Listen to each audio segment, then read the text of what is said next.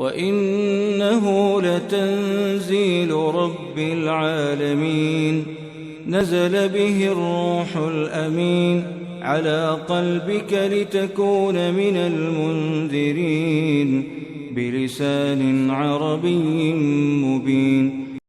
الحمد لله رب العالمين والصلاة والسلام على رسول الله نبينا وحبيبنا محمد وعلى آله وأصحابه وتابعيه بإحسان إلى يوم الدين وبعد.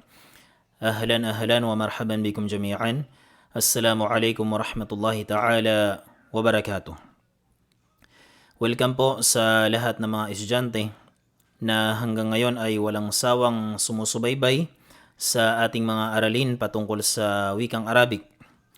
Inshallah subhanahu wa ta'ala, meron po tayong panibagong programa sa ating YouTube channel na kung saan ay ipapaliwanag po natin ang mga aralin na patungkol sa wikang Arabic, at ang mga aralin na ito ay angkop inshallah subhanahu wa ta'ala para sa mga estudyanteng baguhan pa lamang na nais alamin at tuklasin ang iba't ibang mga aralin o iba't ibang mga impormasyon patungkol sa wikang Arabic.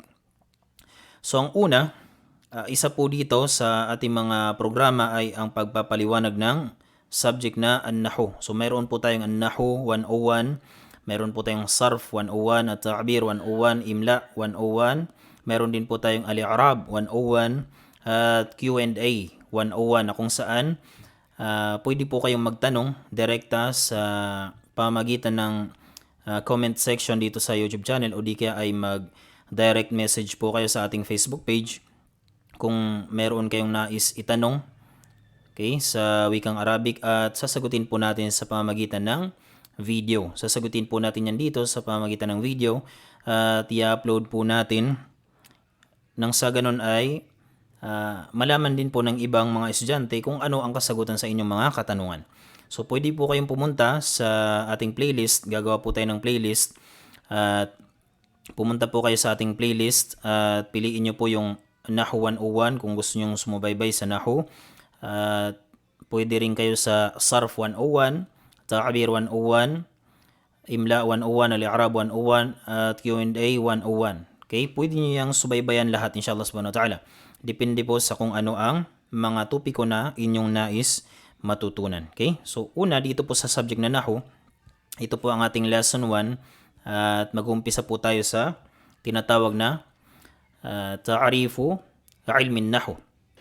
Ibig sabihin, ano nga ba ang kahulugan ng pag-aaral patungkol sa subject na an-nahu, o di kaya ano nga ba ang ating matututunan sa pamamagitan ng subject na ito. Kasagutan po niyan, ilmun yu'rafu bihi ahwalu awakhir al-kalimat. Ibig sabihin ng ilmun nahu, ito po yung ilmun yu'rafu bihi ahwalu awakhiril kalimat. Ito po yung kaalaman na kung saan ay ating tutuklasin o ating matututunan ang mga sitwasyon sa dulo ng bawat salita. At ang tinutukoy po dito na sitwasyon ay yung mga pagbabago sa dulo ng bawat salita. Ang pagbabago na iyon ay pwedeng al-harakat o di kaya ay patinig, mga vowels, baris sa dulo ng bawat salita, o di kaya ay mga katinig, o mga letra na nakalagay sa dulo ng bawat salita. Halimbawa po nito, unang pangungusap, ja'a ar-rajulu. Pangalawa, qabaltu ar-rajula. Pangatlo, sallamtu ala ar-rajuli. At pang-apat, Muhammadun lam yusafir. Kung atin pong mapapansin ang dulo ng bawat salita, sa unang pangungusap, ar-rajulu, ang kanyang last letter ay naging dhamma. Sa pangalawang pangungusap, ar-rajula, naging fatha.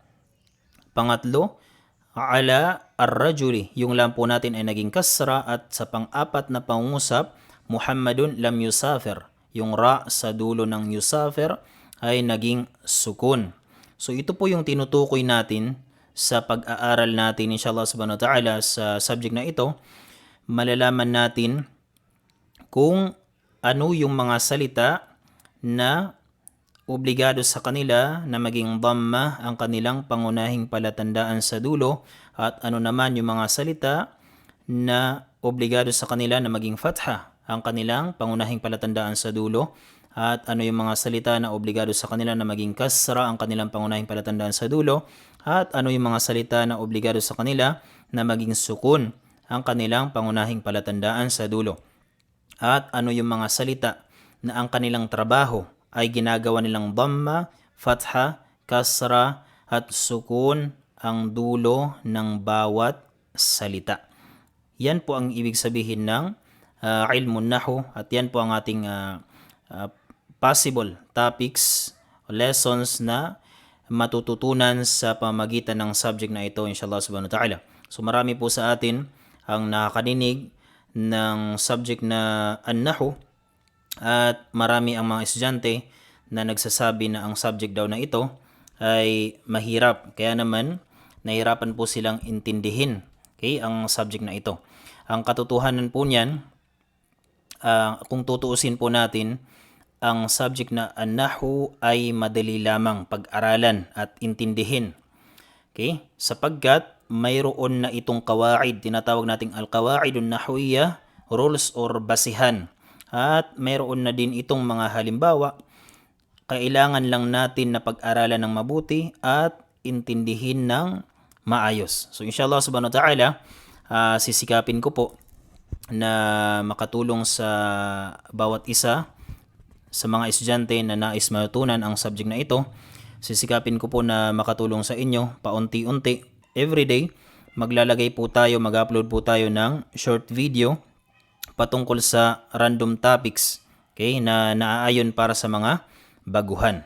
At inshallah subhanahu wa ta'ala, hilingin po natin sa Allah subhanahu wa ta'ala na maging kapaki-pakinabang po ito sa lahat at hilingin natin na maging madali ang pag-intindi natin sa mga subjects o mga aralin na i-upload natin dito at gantimpalaan tayong lahat ng Allah subhanahu wa ta'ala. إذا كنتم تشاهدون مواد هذه القناة للمرة الأولى فلا تترددوا في الاشتراك وتفعيل الجرس لتصلكم الدروس المقبلة.